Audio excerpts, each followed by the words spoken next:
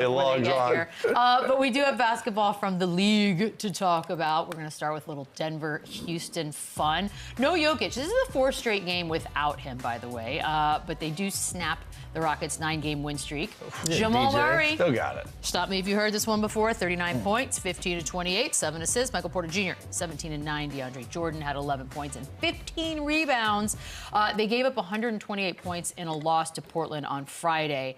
Turn around and beat a superior Houston Rockets team. So talk to me about what you saw and the ceiling for them. Well, the ceiling, I think, is it's contenders. I think this team, we know how good their offense can be. We know what they're going to get from Jokic. But when you have this version of Jamal Murray, this is what people want. This is what you want to see, the aggressiveness with him. When he comes out, they're a completely different team. And I still think it's going to come down to their defense, which they have capable guys to be able to get stops even when the ball is not going in the basket.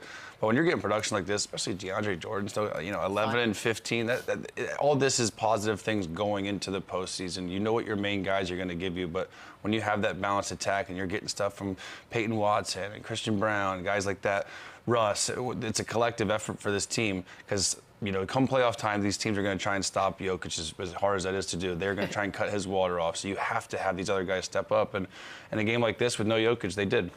I want to shine a light on DeAndre Jordan. We breezed past it, but there's still value in the vets, right? Like, you have a guy like Jokic go out, and then you give DJ an opportunity to play. He looks like his young self. Lob threat. He's catching dunks. He's catching lobs. He's blocking shots. He's rebounding. 15 rebounds. Like, that's amazing for this Denver Nuggets crew to go for. I looked at something that he put on Instagram that he said his body was hurting from all the dunking. But that's great for them. That shows the depth that they have, that they can go to their bench and they can get some reliable minutes out of guys. That's great for them. Well, here's the good news, Lou. Mike Malone said that Jokic is expected to return at some point during this upcoming 3-game homestand that they have. Jamal Murray, as you guys have mentioned, coming in with the 39 points.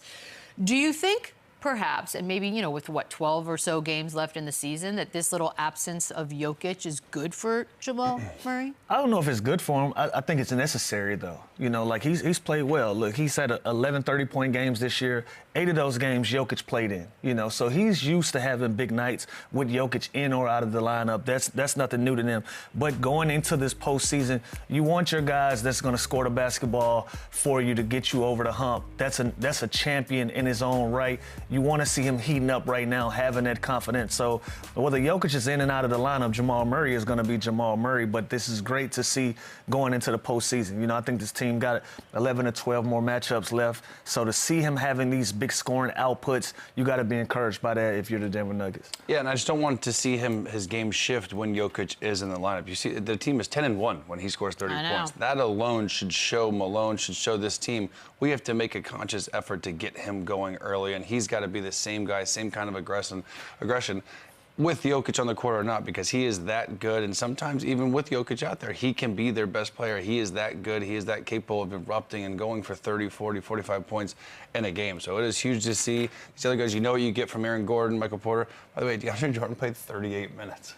Yeah, that's why he's hurt. That's why his body's hurt. That's why his body hurt. Team high 38 minutes. That is team high. That is unbelievable. So the fact that they're still somebody got to do it. Man, good job, buddy. It's unbelievable. But love that. I mean, yeah, I do think this they need to make a point every single night from this last couple of weeks here this season to continue to get Jamal Murray his rhythm, because come playoff time, it can't just be the Jokic show. It's got to be a balance.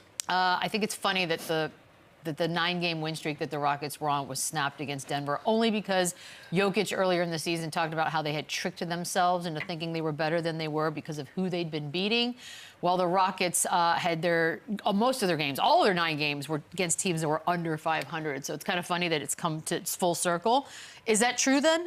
Are the Houston Rockets tricking themselves? I don't know if they're tricking themselves, but they definitely had a favorable schedule, but they handle business as a young team. You love to see this growth. You love to see this focus level where they don't have any let up and they keep their foot on the gas and beat teams they're supposed to. Now, do you want them to go out there and you want them to show that they can beat the contending teams and the great teams? Ooh. Yeah, of course, but to me, it's how do they respond right now? Look at their next 3 games. They win 9, they lose to Denver. Their next 3. Hawks, Jazz, Suns. Okay. 3 also very winnable games. So I can't wait to see how this young team responds, after losing to a good team. do they come back with the same kind of mindset? Interesting schedule they've got here. Yeah, Pretty light schedule for the rest of the season. It's swinging their way. They're gonna have an opportunity to do something special and stay in that 2 spot. So if winning 9 games of teams under 500 is tricking yourself, then I'd take it, because this is a team that slid to 5 and 6 at one point of the year after being in the 2 seed for so long, working their ways back into the position that they were in before that. So I'll take it. Sometimes that's the disappointment in the season, is leaving games on the floor that you were supposed to win, or that you were supposed to go out there and beat teams. So to do that, that's an accomplishment in itself, not just beating teams that are over 500 that are playoff teams. That's also a challenge.